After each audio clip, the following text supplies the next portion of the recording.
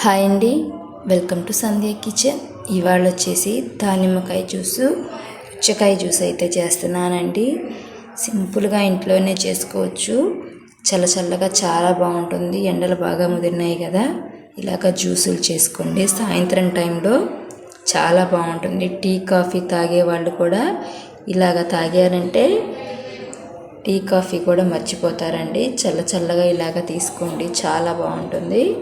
దానిమ్మకాయ తీసుకుంటున్నాను. ఇలాగ గింజలు చాకుతో ఇలా కొట్టామంటే ఈజీగా రాలి పడతాయండి. మనం తీసి లోపల నుంచి గింజలు తీయాల్సిన అవసరం లేదు. గిన్నె తీసుకొని ఇలా కొట్టామంటే గింజలన్నీ రాలి పడిపోతాయి. ఇప్పుడు ఇందులో తొక్కలు కానీ ఏమన్నా పడి ఉంటే తీసేసుకుందాము. ఇప్పుడు ఇది పక్కన పెట్టేసుకొని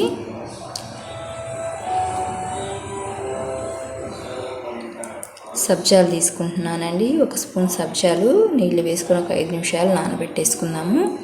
ఇప్పుడు మిక్సీ జార్ తీసుకుంటున్నాను, జ్యూస్ జారు. ఇందులోకి దానిమ్మ గింజలు, స్వీట్కి తగ్గట్టు పంచదార, టీ కప్పుతో 1 కప్పు పాలు వేస్తున్నాను, ఐస్ క్యూబ్స్ వేస్తున్నాను. మిక్సీ పట్టేసుకొని ఇలాగ స్ట్రైనర్లో వడకట్టేసుకోవాలి. ఇలాగ చిన్న స్ట్రైనర్ ఉంటుంది కదా, దాంట్లోనే వడకట్టుకోవాలండి. పెద్దదే వేసామంటే పీచులు అలాగే ఏమన్నా పడతాయి, తగులుతూ ఉంటాయి. ఇలా చిన్న స్ట్రైనర్లో వేసుకున్నామంటే ఏమీ పడకుండా నీట్గా ఉంటుంది. ఇలాగ వడకట్టేసుకోవాలి. ఇలాగ సమ్మర్లో చల్లగా తాగండి, చాలా బాగుంటుంది. స్కిన్కి కూడా చాలా బాగుంటుందండి దానిమ్మకాయ జ్యూస్. ఇప్పుడు ఇందులోకి 1 స్పూన్ సబ్జా వేసుకొని కలిపేసుకుంటే దానిమ్మకాయ జ్యూస్ రెడీ అయిపోయినట్టేనండి. నేను ఐస్ క్యూబ్స్ తక్కువగా వేసాను, కూలింగ్ తక్కువ తాగాలని. ఐస్ క్యూబ్స్ ఎక్కువ వేసుకుంటే కూలింగ్ బాగుంటుంది. నచ్చితే లైక్ చేయండి. ఇప్పుడు వచ్చి పుచ్చకాయ జ్యూస్ చేస్తున్నాను. పుచ్చకాయ తినని వాళ్ళు కూడా ఉంటారు కదా, వాళ్ళకండి ఇది.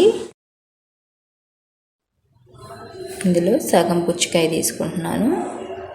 ఇలాగ కట్ చేసుకుందాము.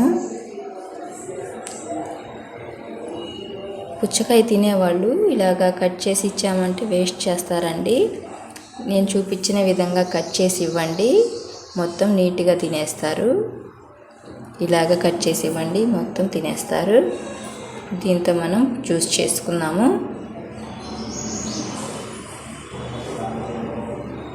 ఇవిగోనండి, ఇలా పెద్ద ముక్కలుగా కట్ చేసుకున్నాము కదా, ఇవి మిక్సీ జార్లో వేసుకుందాము.